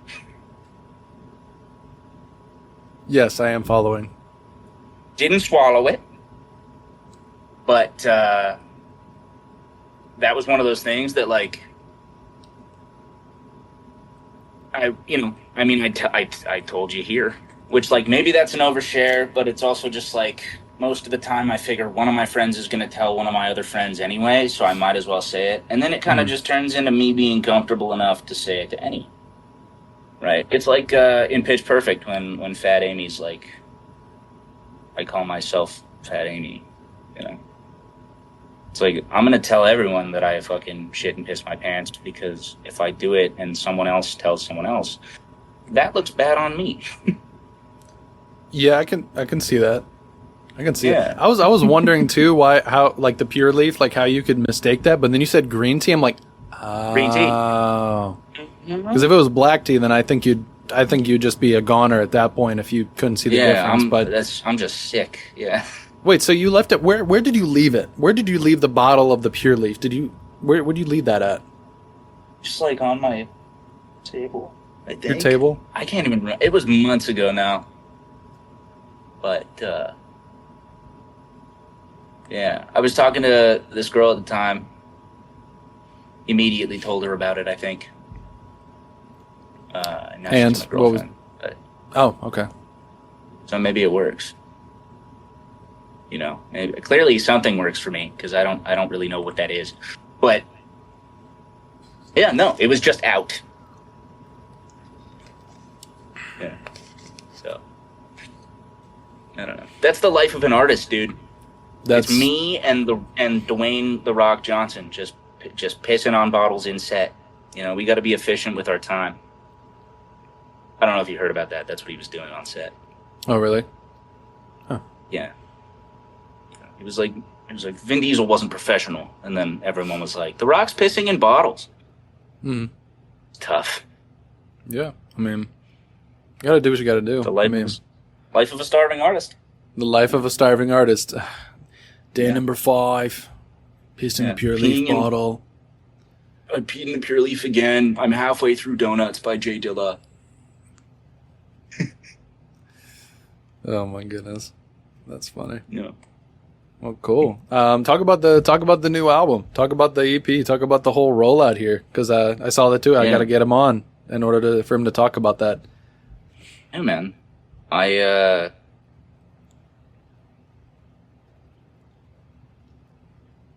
What do I have that I can disclose? Pretty much anything, because I don't really have a big audience. But I have 2 singles out: Stagecoach and What the Fuck Happened. Just rap cuts. Stagecoach was a throwaway I made in like 45 minutes. What the Fuck Happened is one of my favorite songs that I've ever made, because it's hilarious. Sounds good too, man. Yeah, so you made that song. So you made those 2 songs, and what else? And then I made those 2 songs, put those out. Really proud of them. I want to make a music video for What the Fuck Happened. I'm workshopping that right now. I'm going to write a treatment and hopefully send it to a videographer a couple hours from my town in the next week or so. So that should be really fun. That's cool. I've got a couple ideas for it. And they're very human and jokey and personal, which is cool. Or personal to me, heartfelt to me, truly. And then... EP, 5-6 songs, some singing stuff, like R&B, poppy type shit, and then also just like rap, a little more local. But clearly, like, I feel like there's something to the local cuts that still hit for people out of my town. You know what I mean? Like the small town shit does that it is relatable. Mm-hmm. Uh, so there's that. It might be called Bighorn because we got Mad Bighorn sheep here. It might be called Hometown Hero because I think that would be funny. And there's also a single on it that of the same name. And then the album, 12 or 13 songs, I think. Uh, yeah, just about the dichotomy of me. And maybe I'll send you some cuts from the album Okay. if you'd like to listen to them. I'd love to. Yeah. They're really cool, man. There's like I don't know. I was talking about at the start of the interview. I talked about like the blog era of music and the blog era rap stuff, and like lately, like Q has been on like Schoolboy Q has been on the playlists a lot, and my Q's a lot. Because he just released a new album too. I mean, he had Oxymoron and 2 other albums, but he came out with another one recently that was like, Yeah, Blue Lips. yeah, pretty solid. Yeah, that was kind of what sparked it again for me because I used to listen to Q back in high school, but then like I don't know, Blue Lips changed a lot for me. So the whole concept behind the project, I don't know how much I should talk about it, but or can talk about it. I don't even know. But a lot of the drums and the samples and the lyrical deliveries in the first half of the project are tighter, and then as you go through the album with like kind of the story, it's not like fully conceptual, Mm-hmm. but it follows a theme or themes. And then towards the back half, it opens up a lot more production wise, and there's more space just to breathe in between like what I say, and that was all intentional. And I basically wanted it to be like the JID stuff that I love and the Q stuff that I love in the first half, and then the Max stuff that I love. And people like Lupe and New York people like Rock Marciano, The Alchemist. In the second half, Action Bronson, huge influence on it. Yeah, just to kind of express myself and those sides of me. Mm-hmm. Yeah. Very cool, man. Yeah, that's good. Yeah. Well, I'm happy to see that come out. I'd be open to those cuts. If you do send You'll those get over, them then I'll right definitely after list this, them. probably. Okay, Yeah. awesome. I'll keep them. I have a question. Can I ask you a question? Yeah, sure. Do you have a favorite song of mine? This isn't for my own ego either. I'm just curious. Because you're not from here, but, you're chill with my jokes and the way that I am. Mm-hmm. So there's definitely something that draws you to my music, so I'm just curious. I mean, I think when I originally started listening to you, a lot of it was, was the stuff from Gelato. I like the stuff from Gelato a lot. That's what I first listened to of yours. I know we talked a little bit too about Helter Skelter as well. That was kind of the opener as well. Like when I listened to a lot of your stuff when I first heard about you, it was that, and it was also Gelato. So I'd say it's kind of like a port of entry, I guess, was some of the songs that you made. But now I listen to more of the recent stuff that you made, or the stuff that you had out just a couple days after I first checked you out, which would have been Gelato. If I had to pick a track, I'd probably say,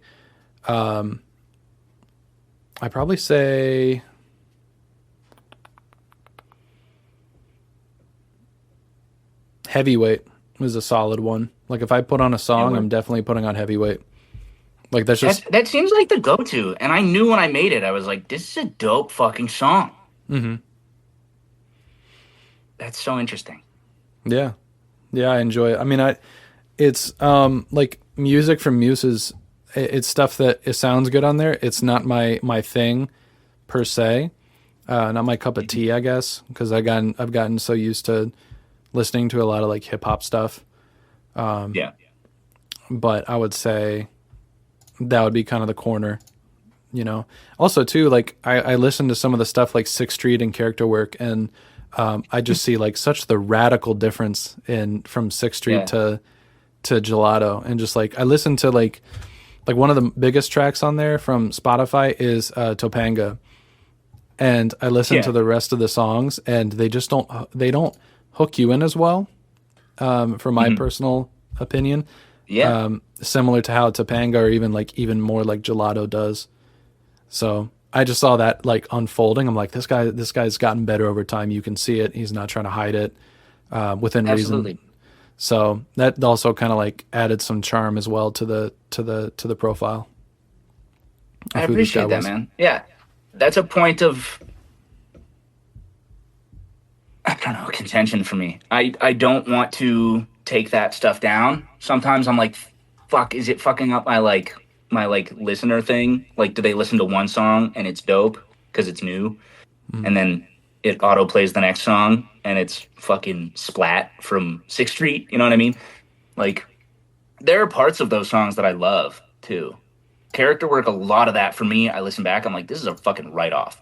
But and I guess, Sixth Street the same.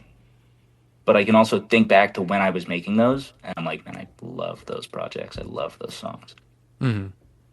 So it's weird, but yeah, I mean, I took down a lot of my old SoundCloud stuff, or at least privated it, Yeah. um, stuff on the old account. But even songs like there's a song called Incubus it's about like rape culture that I made in like high school, and that was one where like people's moms were stopping me in the grocery store when I worked there. And they'd be like, "Hey, I heard your song. Thank you for making that. That's really cool." That was the first time that I had ever heard like anyone else talk about my music. Hmm. And we had like an assembly about that stuff like at school, like later in the weeks or a month after I put it out. The staff had talked about it at the school. It was just like it was a big thing. And it was not something that people had talked about in the school prior. Like, maybe we had the assembly, but like it wasn't really sparking any debates. And you think your song changed And that? I don't I don't want to say that Do you think it it was changed a that. correlation or a causation?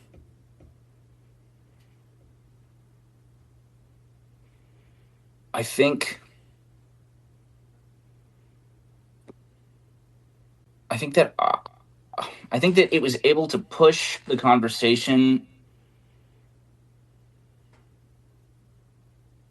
in places that it wasn't being had before. Like people talked about it because I heard from my friends, from girls that I knew. But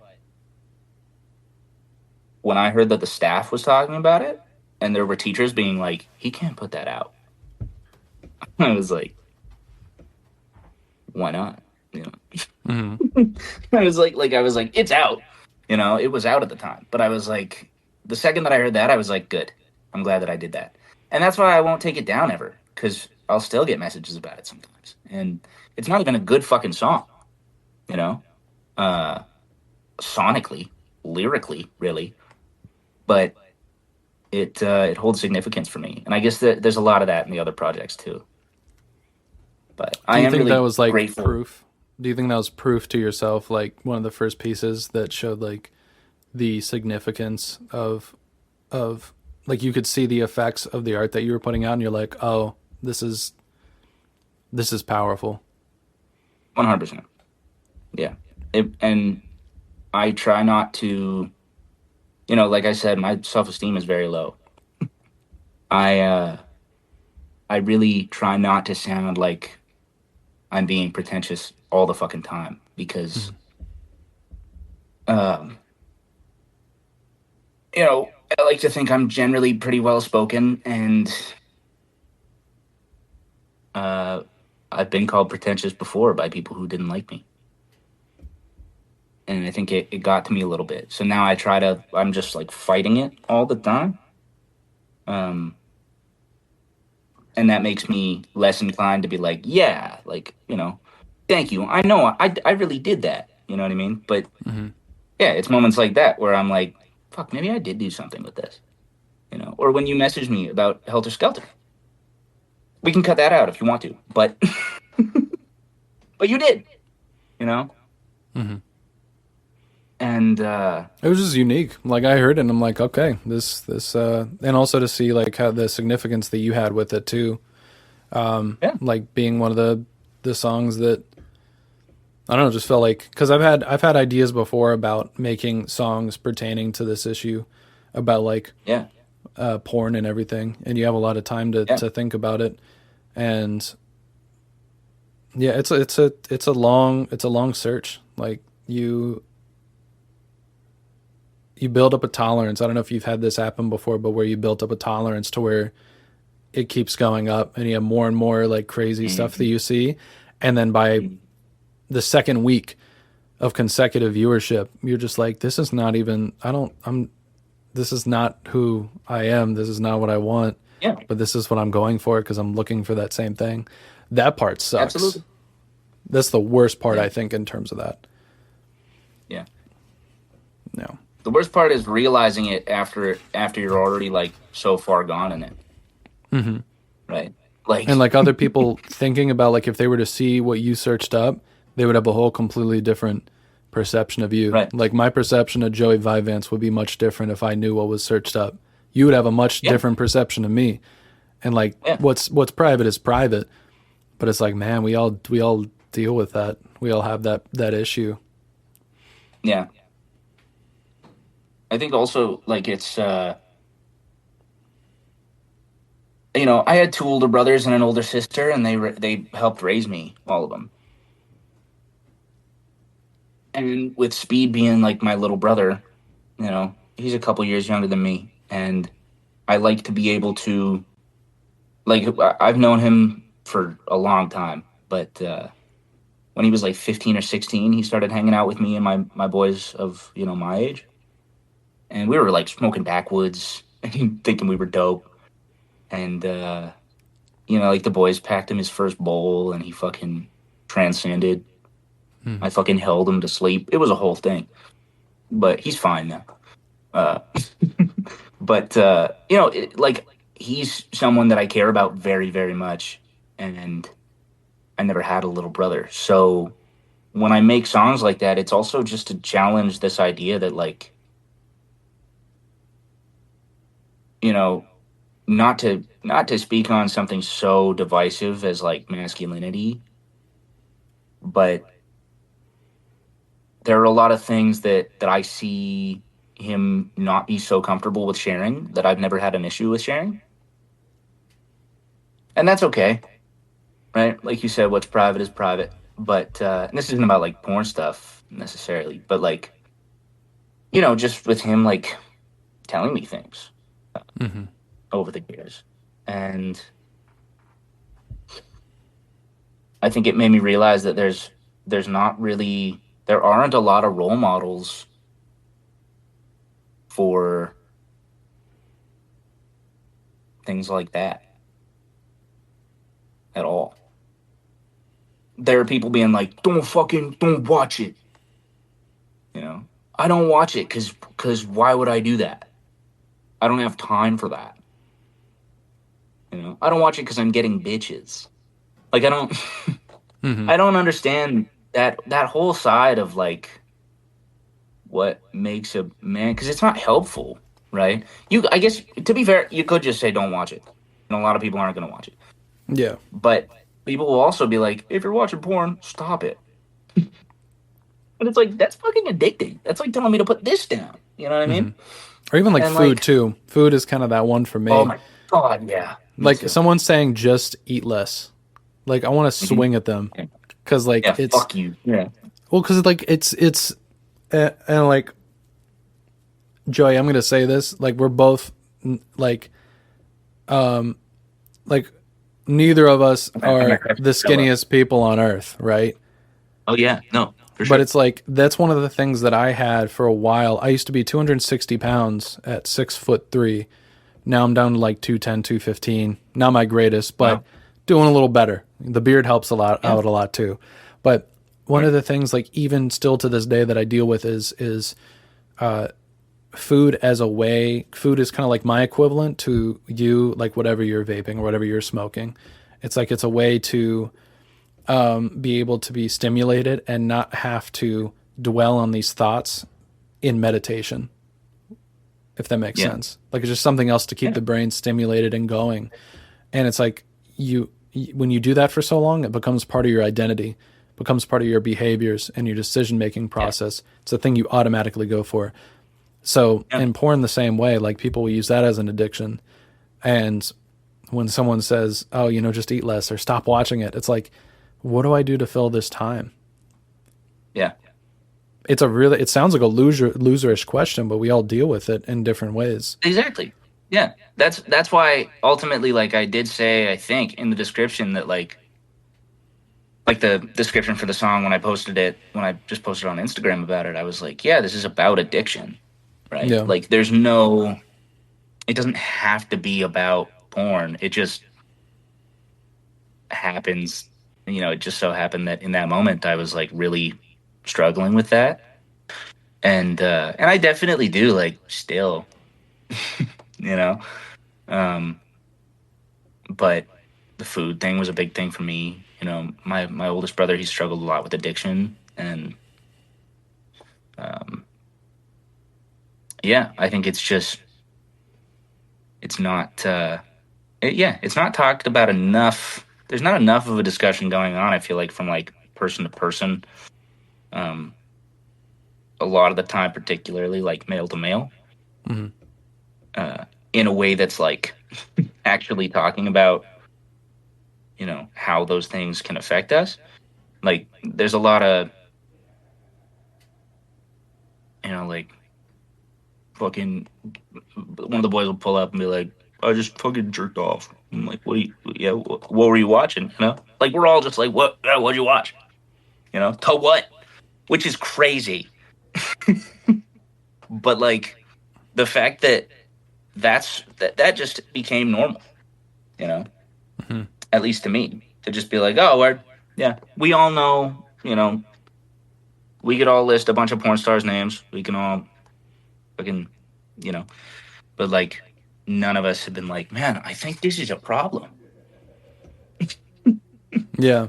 But And because that's when it's like gets kind of troubling. It's like, oh, this is like, why do we even know this? And it's like, oh, we got to question our yeah, decisions now. exactly. And then collectively, Yeah, when you do that as a group, then everybody's like, oh, you just, you're a buzzkill, man. yeah. So that's why the music helps, right? Because I can cover topics like that without just having to express it to my friends and fucking hope that they'll understand. Hmm. And I guess that my hope would be that people can listen to it and be like, oh, it's not just me, you know. Yeah. People like fucking like Speed, like growing up. Not that I guess he would have been too old for it anyway, But yeah, yeah. Yeah. I was not expecting that twist into this discussion. I know. I'm sorry. I don't know what happened. No, no, no. It's not your We can fault. I keep mean, it. I didn't. I mean, I brought it into this as well, but it's one of the things like that does need to be discussed. So, Yeah, and it's interesting how we can speed run that conversation in 2 hours with an interview, and we could talk about yeah, something so sensitive like that because you just said like a male to male like conversation over these things that are challenging, and like what you just said is like exactly what's happening here. So yeah, it's interesting how quick it can happen with these interviews, these conversations, which is why I love having them. yeah. No, me too. And I only mentioned politics one time. That's true. That's true. That's true. And it was a joke on Biden, even though generally I'd say I lean kind of center left. Mm-hmm. Now let's talk about politics. This is a great conversation. Yeah, Let's do it. Let's do it. Let's do it. Dude, let's talk about religion too. Top 5 best religions right now. Joey Vyvanse endorsed religions right now. I can't afford to have people that listen to like Tom McDonald like that might be the main demo for me somehow. Main demo? You know what I mean? Oh, the main demographic. Yeah, like everyone that listens to Hobson, you know? Yeah. Or like, I'm trying to think of someone else that's... Forgiato Blow. Tom McDonald just... Yeah. Pretty much. Dax. Token. Eminem for like 5 years where only white people listen to Eminem. Yeah. That's weird. It's a weird thing. Again, like... Not to knock like people that listen to those people, but I just think it's funny that like sometimes my listener base will have a taste in music that is so not my taste in music, and I think that's wild. Yeah, you know what I mean. Imagine the Tom McDonald featuring Ben Shapiro track plays, and then it's the next one is like "Stay for Good." That's what I'm saying. It's like the 10-second like, transition in between from Ben Shapiro's line to that. Yeah, like that's the kind of playlist placement that I imagine that I get. But like I make like fucking I've been listening to so much Smino. You listen to Smino at all? No, I don't. He's incredible. No. He's amazing. But like that dude like I can't see him standing in a room with Tom McDonald. I can't see him standing in the same building. Mm. You know what I mean? He's above him, but I just mean like, in terms of what I take from like my influences, you know, there's Mac, there's John Bellion, there's LP, Bronson. Like there are people that are white, but like a lot of the people that take from like the Eminem stuff, they can fall into a different category that ends up being like the Tom McDonald shit. Mm-hmm. Whereas like my whole other like set of influences is like Q, JID, Smino, Kendrick, everyone in Wu-Tang. Like Gambino, huge. Mm-hmm. Chance. I don't. You know what I mean though? Yeah, 100%. 100%. That's cool. That's good. Yeah. Still didn't answer the top 3 favorite religions of all time. Number 1. Hey, fuck. No, I'm kidding. I'm kidding. Buddhism. Oh, hold up. Wait a minute. Yo. Literally was going to talk about this. I literally got a book right here on Buddhism for beginners. That one, I read that too.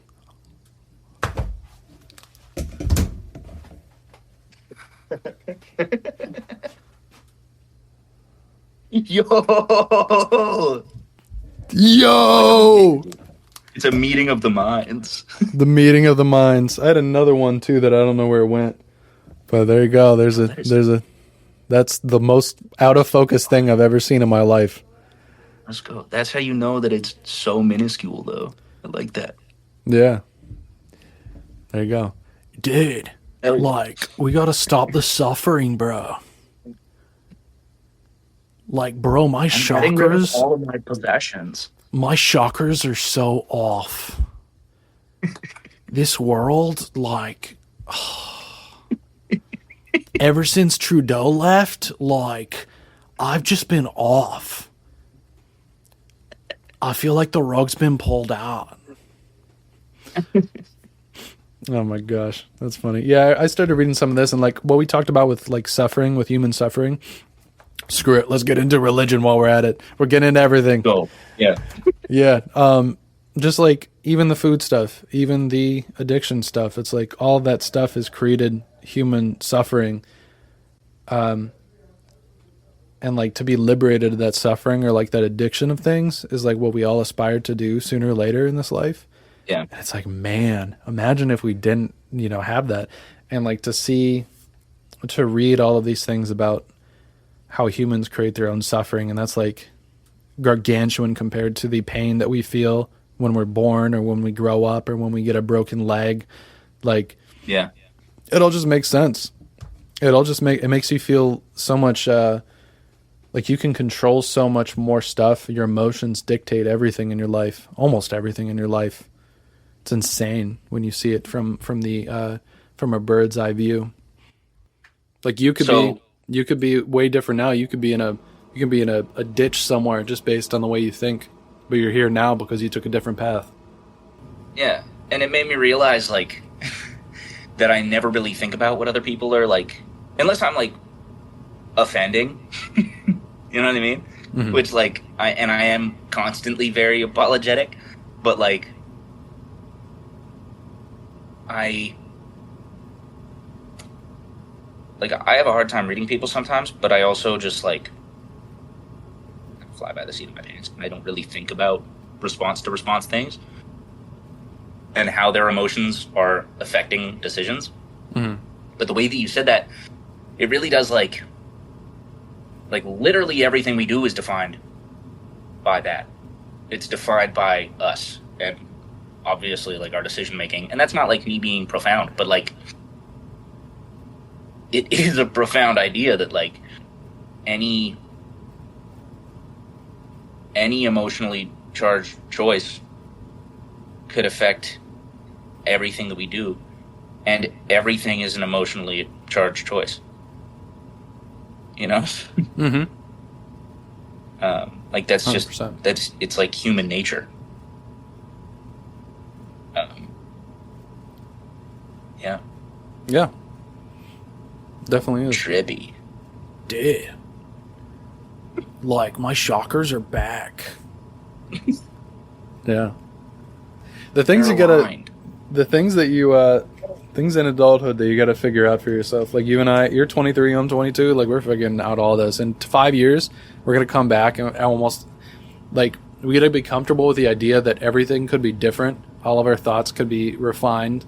And we could flip on some opinions, like... completely exact opposite, Yeah. And we got to be okay. Maybe you'll hate drag, right? Maybe. I mean, here's the thing. I don't know. Maybe I will. Maybe I'll side with people. Yeah. Maybe I'll side with certain people that say these things that I currently don't perceive. Maybe that is right. People have told me like that is interesting. Yeah, could be. I got to be open to the idea because. And, I've had people, older folks told me before, people in their 40s and their 50s are like, hey, you're at that age now where you can vote one way or you can think one way. But once you get to my age, then you're going to be thinking about, your home, how much things cost, Right. Another person brought up, like, there's some sensitive topics or hot button issues where if you're in Texas and you have a home near El Paso, you're might have a different opinion than someone that's just in Minnesota on immigration. Or a 13-year-old that doesn't have a significant other will have a different opinion on reproductive rights or abortion compared to someone in their late 20s, early 30s that has a significant other. And that'll start testing your actual perceptions or not even just the logical stuff, So, and they said that to me, and I'm like, you're right. I could be. That's the difference. I can have these opinions, but if my things change, then I can do the inner reflections to say, okay, I feel this way about it now. I can change. It's difficult. It's scary sometimes. It's like fucking. You filmed videos now. I'm sure that you filmed videos a couple years ago, and I made a couple albums a couple years ago, and then I listen to my stuff now, and it's very different. I listen to the old stuff now, and I'm like, wow, that was my view on that. That's crazy. Yeah. 100%. Like those things can change so quick in how we perceive stuff. Mm-hmm. But I think the most important thing is just not losing yourself to either thing. right? Like, no matter which way you decide to think or to put your energy into, or whatever, the idea is that, like, at least how I see it, like, people change. You can be a very, very different person from how you once were, but there's still, like, this sense of self, at least for me, that, like, I'll always want to maintain. Mm-hmm. I think for me, that's a lot of that is the me that's performative. Mm-hmm. Like, I wouldn't want to lose that no matter what I'm, fighting for or against or whatever. And I feel like that's important for people. Yeah. Yeah.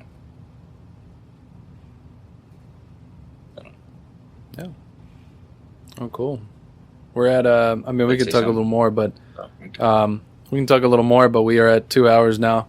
So I'm going to go ahead and just kind of make an outro on this here for everybody listening. If you're listening to this at this point, you're a diehard Joey Vyvanse fan, or you like to hear my voice, or you're trying to get data as to how to cancel me. So thank you for listening to this whole thing. Dude, you're going to get canceled? Very fair. Maybe just for having me on. I hope not. Sorry, maybe. Continue. Go ahead. As long as you didn't kill anybody of a protected class, I think we're fine. Yeah. So yeah, it's or anybody in that matter. But anyways, this is episode 12 here of Ethan's Day Off. This is Joey Vyvanse. He's coming out with new stuff. All of his stuff will be in the description, in the links below. If you have any, I ask this to everybody on every episode. As Joey Vyvanse is doing the robot as I'm saying this, but what would your advice to people be what would your advice to people be that are listening right now?